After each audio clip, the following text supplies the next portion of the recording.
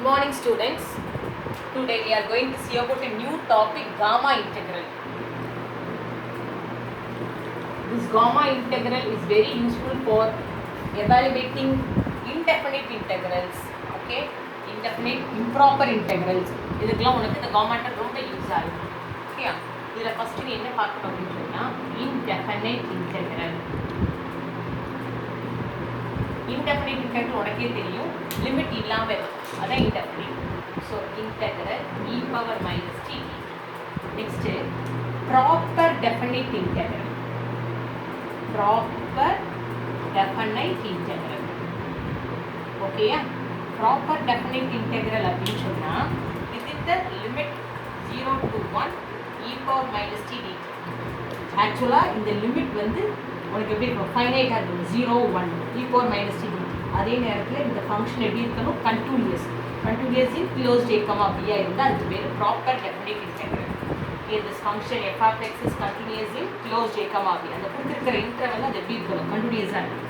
அடுத்தது improper definite integral.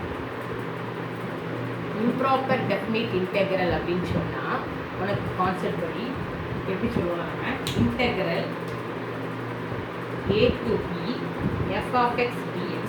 ஓகேயா, இதில் either a is infinite or b is infinite or both are infinite, and f of x is infinite and continuous and infinite at any one of the value between closed a, b.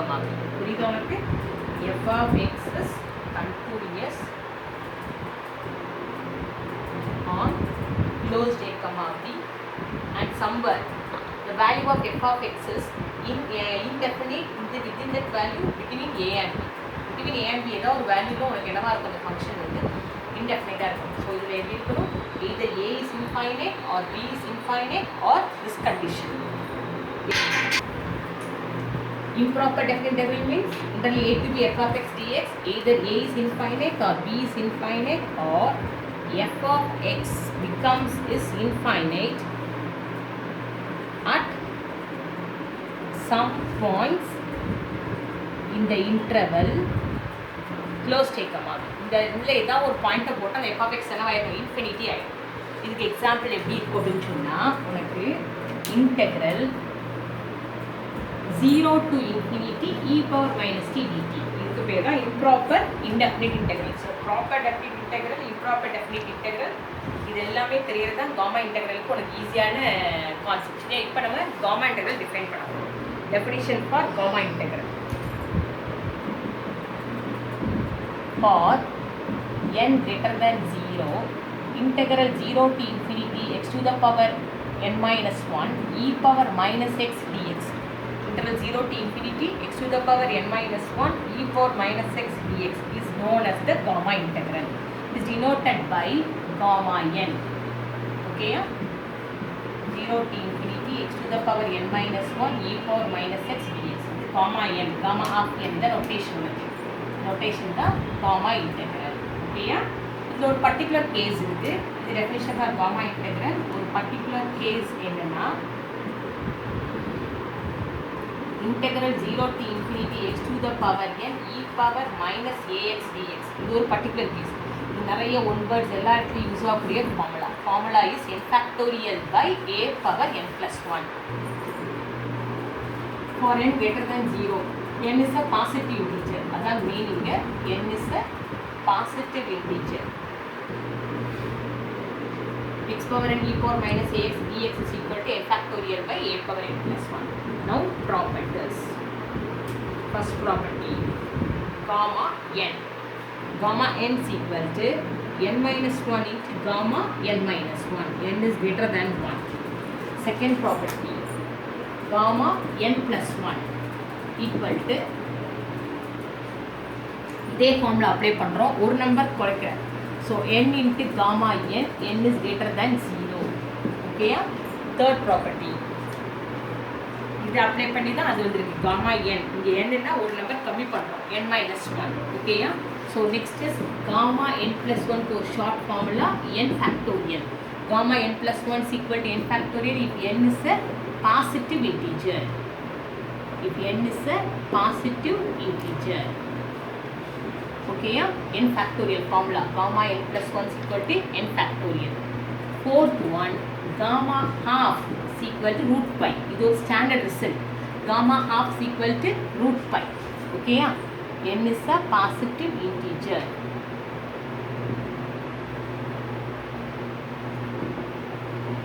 So gamma half is equal to root pi. It's an important result. இது நம்ம நிறைய இடத்துல use பண்ணுவோம்.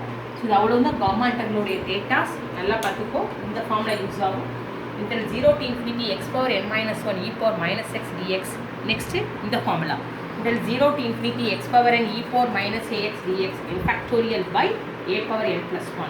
Next இது அடிக்கடி use பண்ணுவோம். gamma n plus 1 is equal to n factorial. இதுவும் direct one word use பண்ணுவோம். நெக்ஸ்ட் இங்கே பாரு, gamma n ஒரு நம்பர் கம்மி பண்ணணும். இப்படி gamma 4னா 3 into gamma 3, இப்போ gamma 5னா 4 into gamma 4. அப்படி அப்ளிகேஷன் இது நம்மளுக்கு நிறைய ஃப்ராக்ஷன்ஸில் அப்ளை ஆகும். ஸோ இது எல்லா இதுலேயும் நோட்ஸ் எடுத்துப்போம். ரொம்ப இம்பார்ட்டன்ட் ரிசல்ட்ஸ் பார்ப்போம்.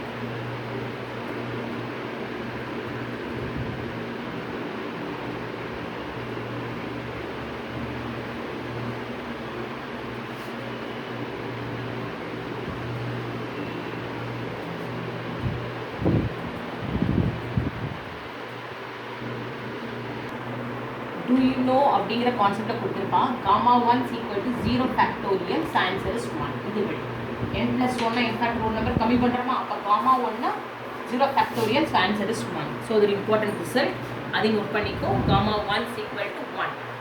இப்போ எங்கனாலும் அப்ளை பண்ணிக்கலாம். gamma 1 value is 1. 8.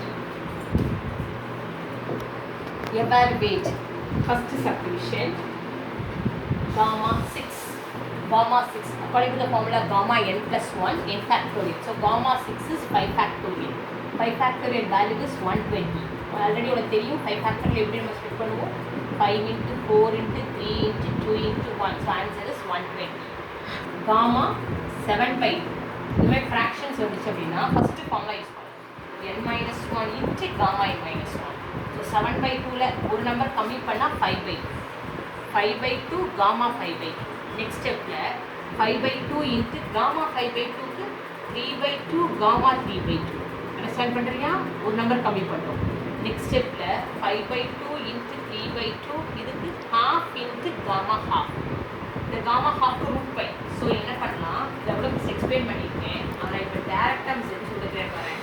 7/2 வந்துச்சு அப்படின்னா அடுத்த ஆட் நம்பர் 7க்கு அடுத்தது டிக்ரீசிங் ஆர்டர்லே வா.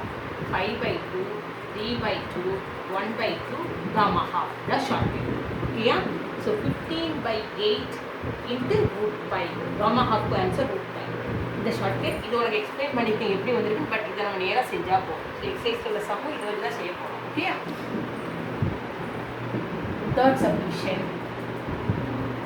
Integral 0 to infinity e power minus 2x x to the power 5 dx. Okay? Here direct formula. இதோட கம்பேர் பண்ணுறேன்னு பாரு. Integral 0 to infinity x power n e power minus ax dx. இதோட compare பண்ணியிருக்கேன்னா, so compare பண்ணும்போது n என்னது 5 positive integer, a என்னது 2 minus போடக்கூடாது, ஏன்னா ஃபார்முலாலே மைனஸ் உண்டு. நம்மளுக்கு இப்போ ஃபார்முலா என்னது n factorial by a power n plus 1. So here 5 factorial by 2 power 5 plus 1 factorial by 2 power 6. அவ்வளோதான். ஓகே, சிம்ப்ளை பண்ண வேண்டாம், அப்படியே விட்டுக்கலாம். Fourth subdivision. Integral 0 to infinity e power minus x square dx.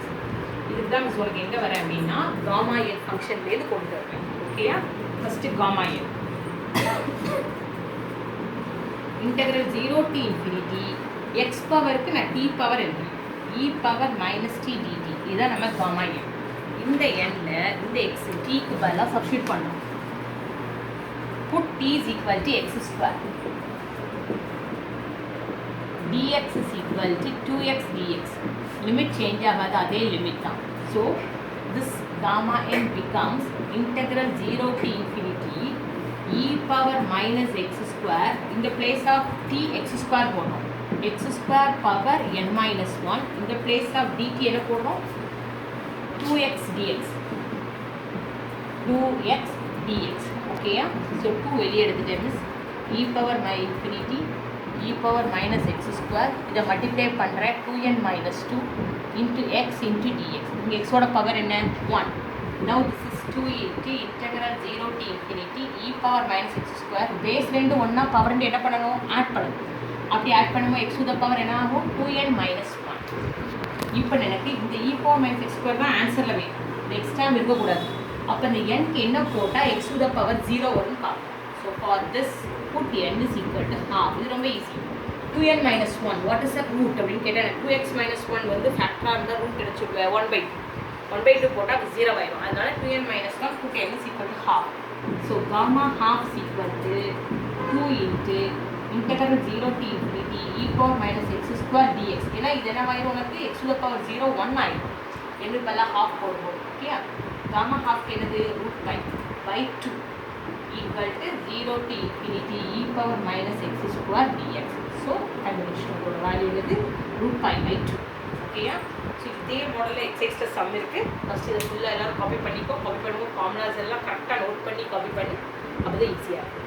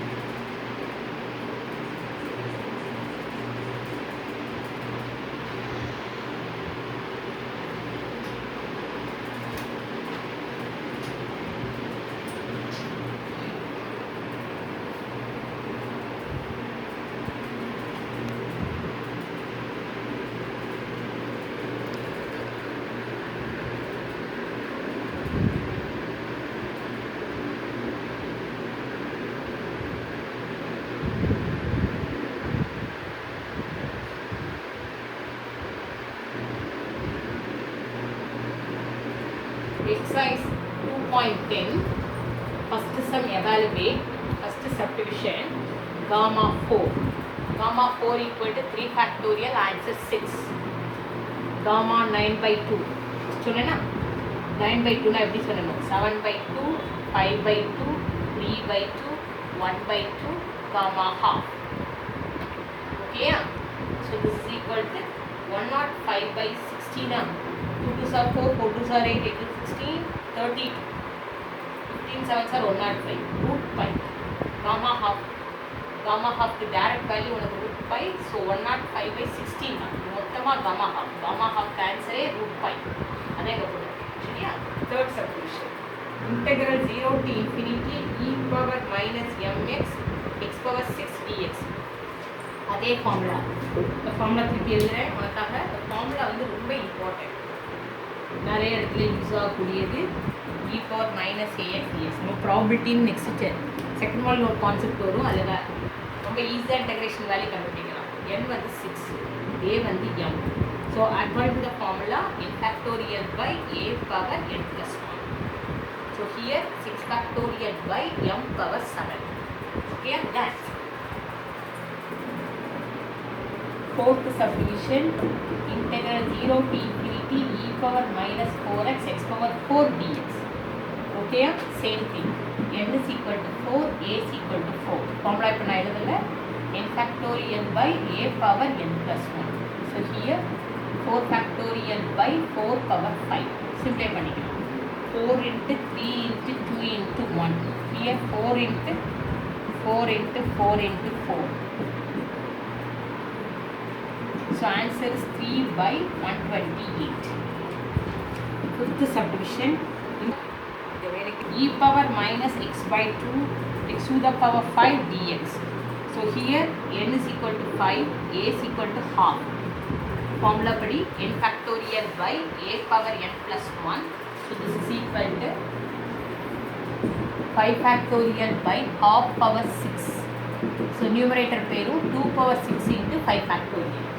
Now second sum, they are given f of x as x square e power minus 2x x greater than or equal to 0 and 0 otherwise.